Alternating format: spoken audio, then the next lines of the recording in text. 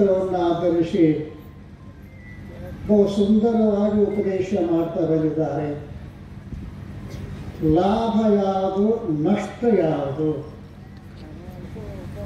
ರೈತರು ಕೂಡಿದ್ರೆ ಏನು ಕಬ್ಬು ಹಚ್ಚಿದ್ರೆ ಲಾಭ, ಏನೋ ಅರಿಶಿಣ ಹಚ್ಚಿದ್ರೆ ಲಾಭ ಮಾತಾಡ್ತಾರೆ ಅವರು. ವ್ಯಾಪಾರಿಗಳು ಕೂಡಿದ್ರೆ ಅಂದ್ರೆ ಏನು ಬೆಲ್ಲದ ವ್ಯಾಪಾರಿ ಮಾಡೋದು ಚಲೋನೋ, ಏನು ಸಕ್ರೆ ವ್ಯಾಪಾರಿ ಲಾಭ ಅದನೋ?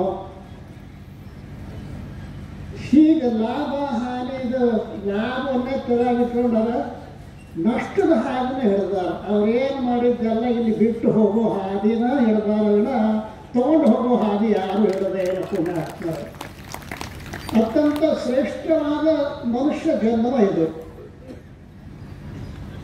ಒಬ್ಬ ಮಹಾತ್ಮ ಬರೀತಾ ಇದ್ದಾನೆ, ಪ್ರಭುಲಿಂಗ ಲೀಲೆ ಅಂತ ಒಂದು ಗ್ರಂಥ ಅದ. ಒಂದು ಸುಂದರವಾದ ಮಾತನ್ನು ಬರೀತಾ ಇದ್ದಾನೆ. ಆರಂಭದಲ್ಲಿ ಆ ಪ್ರಭುಲಿಂಗ ಲೀಲೆಯಲ್ಲಿ ಕೈಲಾಸದ ದೃಶ್ಯವನ್ನು ವರ್ಣನೆ ಮಾಡ್ತಾ ಇದ್ದಾರೆ. ಕೈಲಾಸದೊಳಗ ಶಿವ ಪಾರ್ವತಿ ಕುಳಿತುಕೊಂಡಿದ್ದಾರೆ.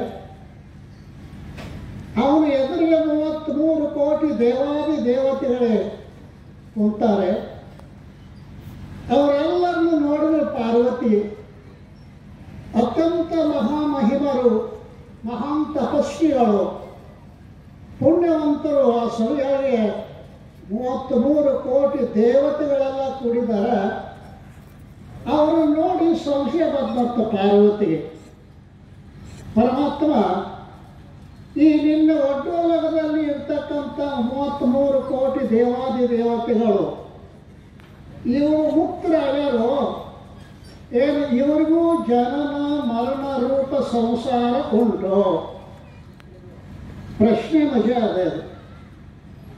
ಪರಮಾತ್ಮ ನಿನ್ನ ಮುಂದೆ ಕುಂತಾರಲ್ಲ 33 ಕೋಟಿ ದೇವಾದಿ ದೇವತೆಗಳು, ಇವರೆಲ್ಲ ಮುಕ್ತರಾಗ್ಯಾರೋ ಅಥವಾ ಇವರಿಗೂ ಜನನ ಮರಣ ರೂಪ ಸಂಸಾರ ಉಂಟು?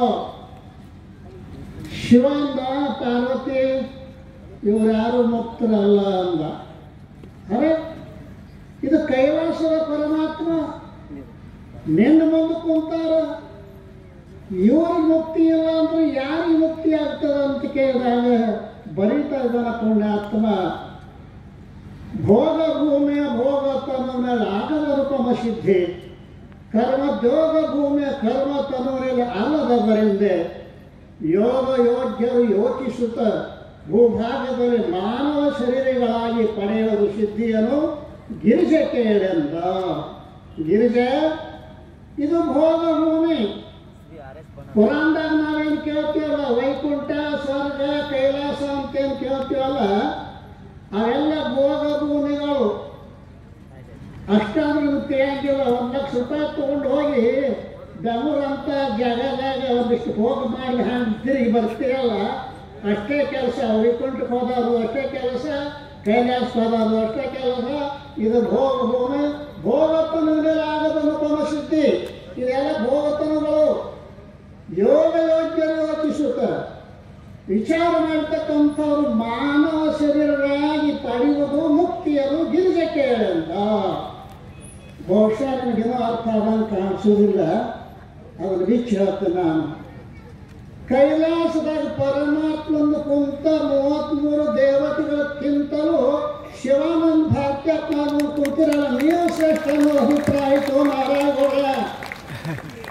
ಅವ್ರ ಮುಕ್ತಿ ಇಲ್ಲ, ಇರಬೇಕ. ಅಮೃತಪಾನ ಬೇಕು, ಸುಡುಗಾಡಿದ್ರೆ ಇರಬೇಕು, ಮೋಕ್ಷ ಇಲ್ಲ ಅಂಥೇಳಿ ಬರೀತಾ ಇದ್ದಾರೆ. ನರನಿಗೆ ಮುಕ್ತಿ ಅಂದ್ರೆ ವಿನಃ ದೇವತೆಗಳಿಗೆ ಮುಕ್ತಿ ಅಂತ ಹೇಳಲು ನಿಜಗುಣರು, ಪಶು ಪಕ್ಷಿಗಳಿಗೆ ಮುಕ್ತಿ ಅಂತ ಹೇಳಿ.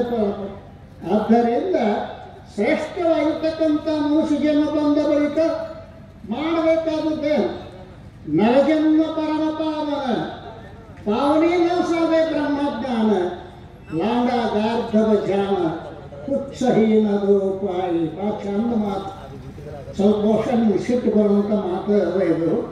ಅದೇ ನರಜನ್ಮ ಪರಮ ಪಾವನ.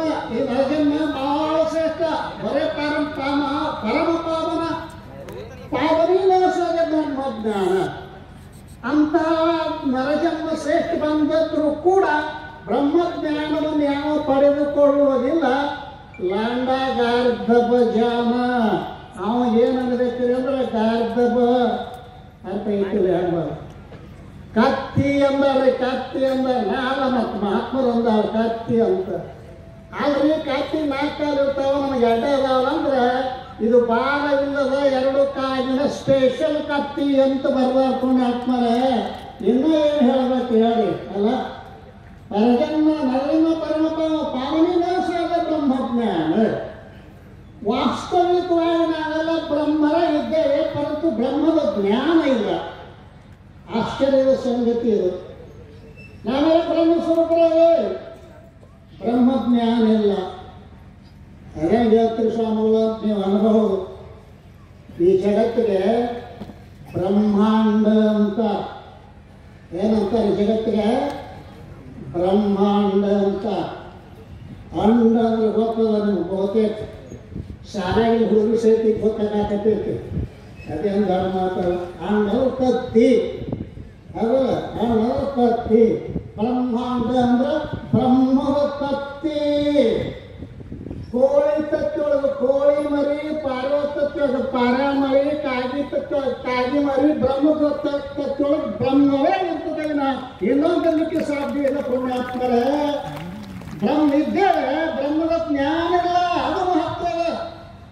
ಹಾಗೆ ಅಂತ ಬ್ರಹ್ಮ ಜ್ಞಾನವನ್ನು ನಾವು ಪಡ್ಕೋಬೇಕಾಗಿತ್ತು ಅಂದ್ರೆ ಯೋಗ್ಯರಾಗಿರ್ತಕ್ಕಂಥ ಸದ್ಗುರು ಶಿವಾನಂದ ಭಾರತ್ಯಾತ್ಮ ಅವ್ರ ಪಾದಕ್ಕೆ ಬಂದು ಬೇರೆ ನಿಮಗೆಲ್ಲ ಮುಕ್ತಿ ಕೊಡೋ ಸಾಮರ್ಥ್ಯ ಸದ್ಗುರುಗಳಲ್ಲಿ ಐತಿ. ಆದ್ದರಿಂದ ಅಪ್ಪ ಅವರಿಗೆ ನಾನು ಮ್ಯಾಗ ಒಂದು ಬರ್ದೀನಿ ಅಷ್ಟಕ. ಇದ್ರ ವಿಶೇಷತೆ ಏನು ಅಂತಂದ್ರೆ ಇಲ್ಲಿ 8 ನುಡಿಗಳದಾವ. ಈ 8 ನುಡಿಗಳ ಮೊದಲನೇ ಅಕ್ಷರಗಳನ್ನು ನೀವು ಓದ್ಕೊಂಡು ಆದ್ರಿ ಅಂದ್ರೆ ಶ್ರೀ ಶಿವಾನಂದ ಭಾರತಿ 8 ಅಕ್ಷರಗಳು. ಪೂಜ್ಯರ ಹೆಸರನ್ನೇ ನಾವು ಆರಂಭ ಮಾಡಿಕೊಂಡು ಆ ಪೂಜ್ಯರ ಚರಿತ್ರೆ ಸಂಕ್ಷಿಪ್ತವಾದ ಚರಿತ್ರೆಯಲ್ಲಿ ಇದರೊಳಗೆ ಜೋಡಿಸಲ್ಪಟ್ಟಿದೆ. ಅದನ್ನು ತಮ್ಮೆಲ್ಲರ ಮುಂದೆ ನಾನು ಹೇಳ್ತಾ ಇದ್ದೇನೆ. ಆಮೇಲೆ ಗುರುಗಳಿಗೆ ಅರ್ಪಣೆ ಮಾಡ್ತಾ ಇದ್ದೇನೆ. ಶ್ರೀ ಗುರುವೇ ನಿಮ್ಮಡಿಗೆ ಧನುಷಿನ ಪ್ರಾರ್ಥಿಸುವೆ. ಶ್ರೀ ಗುರುವೇ ನಿಮ್ಮಡಿಗೆ ಧನುಷಿನ ಪ್ರಾರ್ಥಿಸುವೆ. ಯೋಗಿ ಸಿದ್ಧರಾಮೇಶ್ವರರ ಕರಕಮಲ ಸಂಜಾತ. ಯೋಗಿ ಸಿದ್ಧರಾಮೇಶ್ವರರ ಕರಕಮಲ ಸಂಜಾತ. ಬಾಗಿ ಬದ್ದಿಯ ಭಕ್ತರ ಕಲ್ಪವೃಕ್ಷವು ನೀನು. ಬಾಗಿ ಬಂದಿಯ ಭಕ್ತರ ಕಲ್ಪವೃಕ್ಷವು ನೀನು. ಈಗ ನಾ ಮಾಡುವೆ ನಿನಗೆ ಶರಣು ಶರಣಾರ್ಥಿ. ಶ್ರೀ ಗುರುವೇ ನಿಮ್ಮರಿಗೆ ಆ ಪರಮಾತ್ಮನ ಸ್ವರೂಪರಾಗಿರ್ತಕ್ಕಂಥ ಶಿವಾನಂದ ಭಾರತ್ಯಾತ್ಮ ಅವರಿಗೆ ನಮಸ್ಕಾರಗಳನ್ನು ಮಾಡಿ ಅವರು ನಾನು 55ನೇ ಪರಿಷತ್ತು, ನಾನು ಮೊದಲನೇ ಪರಿಷತ್ತಿಗೂ ಬಂದಿದ್ದೆ. ಸಂತೋಷದ 55ನೇ ಪರಿಷತ್ನಾಗೂ ನಾ ಇದ್ದೇನೆ. ಮುಂದೆ ಅಪ್ಪನವ್ರ ಶತಮಾನೋತ್ಸವದೊಳಗೂ ನಾ ಇರ್ತೇನೆ. ದೇಹ ಹೋಗಿರಬಹುದೇ ನಿಜ, ಅದೇನು ನಾನು ಇದ್ದೇ ಇರ್ತೇನೆ. ಆದ್ದರಿಂದ ಈಗ ಶ್ರೀ ಆತು. ಶ್ರೀ ಶಿವಾವತಾರಿಯು ಸಿದ್ಧ ಆರೂಢ ನೆನವಲಿದ. ಶಿವಾವತಾರಿಯು ಸಿದ್ಧ ಆರೂಢ ನೆನವಲಿದ. ಆವ ಪುಣ್ಯವೋ ನಮಗೆ ನೀನು ಅಲಿದು ಬಂದೆ.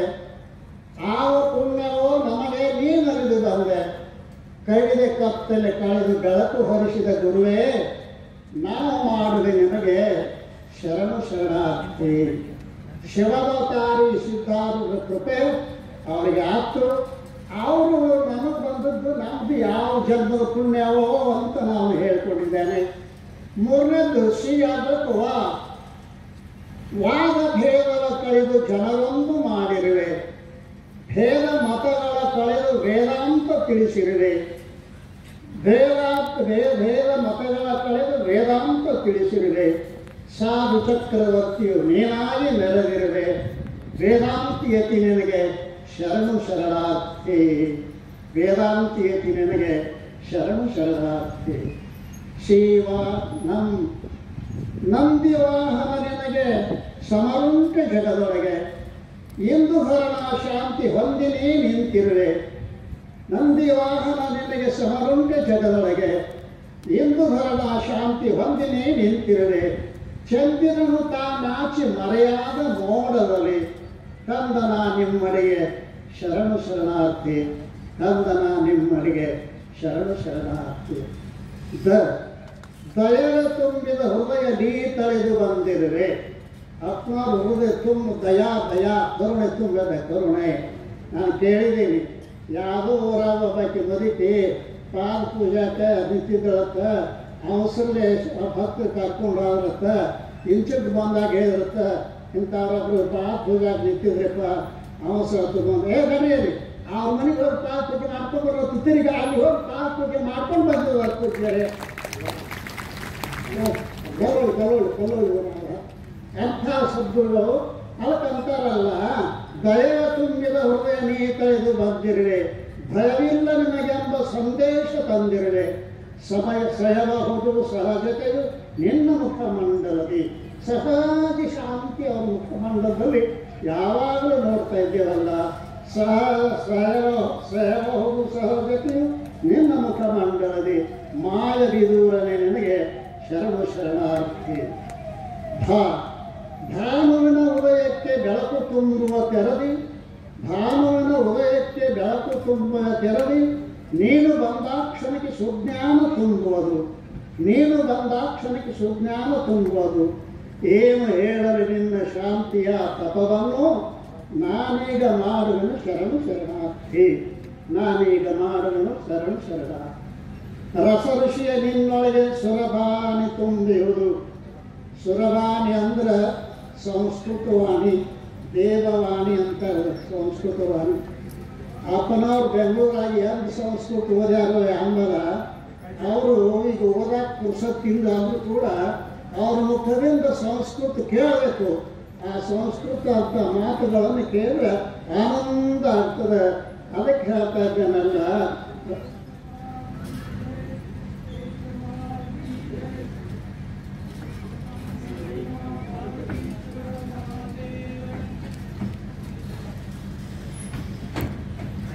ಕ್ಷಣಕ್ಕೆ ಸುಜ್ಞಾನ ತುಂಬುವುದು ಏನು ಹೇಳಲಿ ನಿನ್ನ ಶಾಂತಿಯ ತಪವನ್ನು ನಾನೀಗ ಮಾಡುವೆನು ಶರಣು ಶರಣಾರ್ಥಿ ರಸ ಋಷಿಯ ನಿನ್ನೊಳಗೆ ಸುರಪಾನಿ ತುಂಬಿರುವುದು ರಸಿಕ ಜನರ ಸಭೆಯಲ್ಲಿ ಯಶವ ಚಂದಿರ ನೀನು ಕಸರಿಸಿತು ನಿನ್ನಿಂದ ವೇದಾಂತ ಪರಿಷತ್ತು ಅಸಮಾಕ್ಷ ನಿನ್ನಡೆಗೆ ಶರಣು ಶರಣಾರ್ಥಿ ತಿಳಿದು ಮಾಡಿದೆ ಗುರುನಾಥರೂಢರ ಸೇರೆ ಗಳಿಸಿಕೊಂಡಿದರೆ ನೀ ಆತನ ಕೃಪೆಯ ಇಳಿಯ ಚರಿಸಿದ ನೀನು 85 ವರ್ಷ ಇಳಿಯ ಚರಿಸಿದ ನೀನು 85 ವರ್ಷ ತೊಲಗಿ ಬೆಳಗೈ ನೀನು ಇನ್ನೂ ಶತವರುಷ ತೊಲಗಿ ಬೆಳಗೈ ನೀನು ಇನ್ನೂ ಶತವರುಷ ಸದ್ಗುರುನಾಥ ಮಹಾರಾಜ್ ಕಿ